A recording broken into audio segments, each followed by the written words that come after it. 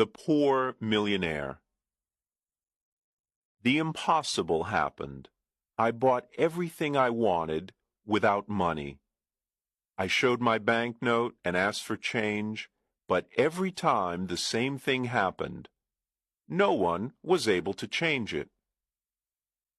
I bought all that I needed and all the luxuries that I wanted. I stayed at an expensive hotel in Hanover Square. I always had dinner at the hotel, but I preferred having breakfast at Harris's simple eating place. Harris's was the first place where I had a good meal with my £1,000,000 note. That's where it all started. The news about me and my banknote was all over London. Harris's eating place became famous because I had breakfast there. Harris was happy with all his new customers. I lived like a rich, important man. I had money to spend. I lived in a dream.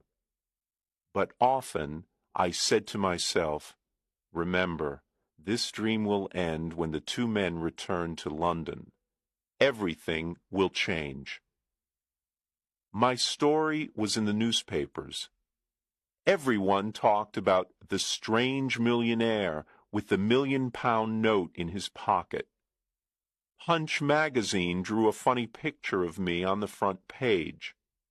People talked about everything I did and about everything I said. They followed me in the streets. I kept my old clothes, and sometimes I wore them. It was fun when the shop owners thought I was poor. Then I showed them the banknote, and oh, how their faces changed. After 10 days in London, I went to visit the American ambassador. He was very happy to meet me. He invited me to a dinner party that evening. He told me that he knew my father from Yale University. He invited me to visit his home whenever I wanted. I was glad to have a new, important friend. I thought to myself, I'll need an important friend when the story of the £1,000,000 note and bet comes out. I want the reader to know that I plan to pay back all the shop owners who sold me things on credit. If I win the bet for the old gentleman, I thought, I will have an important job.